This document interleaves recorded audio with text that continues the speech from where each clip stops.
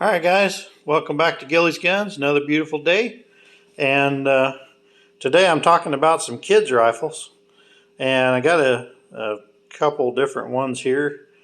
Mainly wanted to talk about this Remington number 6. But I brought a couple out for scale. So this is a Savage Rascal. One advantage if you have a kid that's left-handed and you can't find one of these single shots, which basically is ambidextrous, you can buy a Savage that is a single shot left-handed rifle. So this one has a 16-inch barrel. I believe that's standard. And the Remington number 6 has a 20-inch barrel. And then I brought out an old crackshot 26 Savage or Stevens, and it has a 22-inch barrel. So they're kind of different perspectives on what I would call kids rifles. These are definitely rifles that you can train your kids with. And length of pole wise, the Remington and the Savage or Stevens, they're close. Stevens a little longer, but so if you got a really small child, honestly, your newer rifle is going to be the best option. But if your kids are like mine, I think I bought these when they were, I don't know, 7 or 8 years old, and started teaching them how to shoot. Well, they've outgrown these, and they still shoot them, but they kind of look goofy shooting them. So I wouldn't tell them that, but they do. So anyway, they don't fit very well.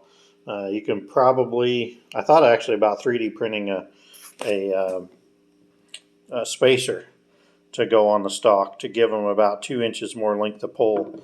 And I still may work on that, see if I can get that done. But anyhow, they're really small. One of the advantages of the Remington number 6 is it is a very small rifle.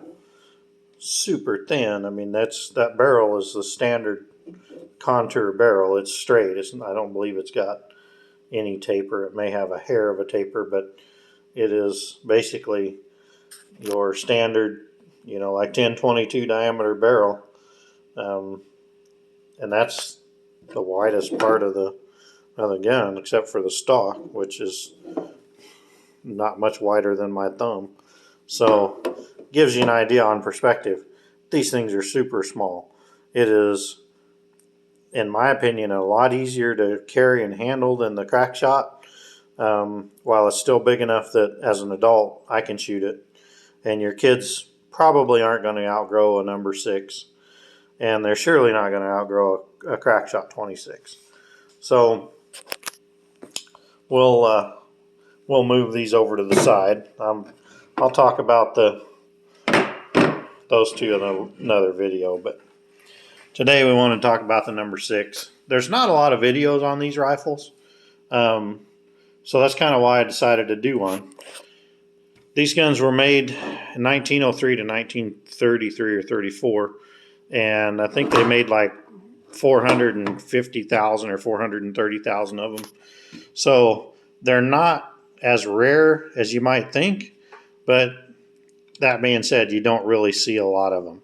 So I don't know where they're all at, but I think most people, when they get one, they plan on never getting rid of it. Kind of like me and this one. I have no intention of getting rid of this gun for any reason. And they're not super expensive when you do find them. In today's market, one that is in this kind of condition, without a replacement stock, would probably be in the mid 300 range. One that is in this condition with the original stock would probably be 4. And then if you had one that was like really nice finish and good bore, sometimes they'll go up to 6. But you can also find these for, with the crack stock and maybe a little pitting or more worn bluing, none of the case hardening left. You can find those for a couple $100. So about the same price as what that Savage Rascal cost. And, it gives you kind of a cleanup project that you can do with your kid. instead of just buying a rifle and going out and teaching them how to shoot. They can get a little involved. So these are takedown. This rifle and the crackshot 26 both take down the same way. You pull this, loosen this little thumb wheel, and it separates the barrel off of the receiver. Super easy to pack. They're very simple. This rifle has 4 moving parts: the trigger, the hammer, the falling block, and the extractor. And simple bead front sight, leaf rear sight. It's adjustable for elevation with this screw on the right. These pins tend to walk out, so you'll find them with find a lot of times where they've been replaced, or where they've been peened with a center punch trying to keep them in place. This one, there are a couple little tiny freckles around that pin, but it doesn't feel like it's been peened. So I'm not sure what the deal is there, but they do tend to walk out under use, so you'll want to make sure you keep an eye on those. And it's pretty easy. If the hammer pin's walking out, you just put your thumb on the pin and cock the hammer, and it'll push the pin right back in. Same way with the falling block pin. But this stock, I replaced it. I bought this with a broken stock, and I bought a stock blank and fitted it. And this is kind of how they fit. So if you see one that's that way, you know, where there's a little uneven fit between the receiver and the stock, that's kind of how they were made. So I tried to make it the same, kind of see it on both sides.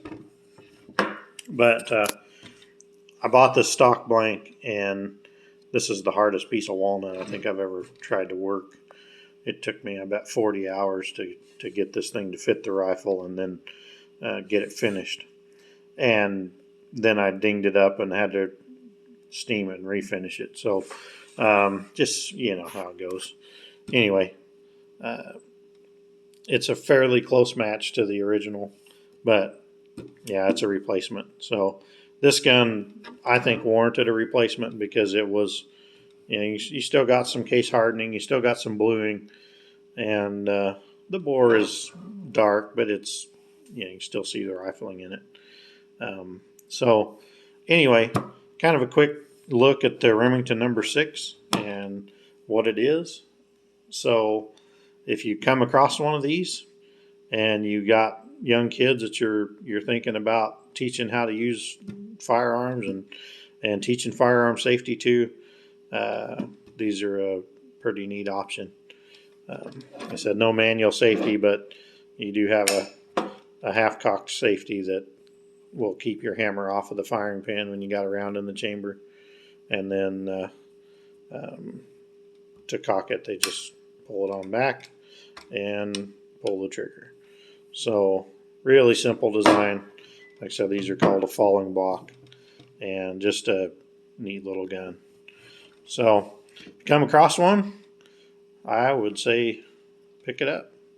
And if you don't pick it up, maybe tell me who's selling it, and I'll go buy it, because I would like to have a couple more for my daughters, and I don't really want to give them mine.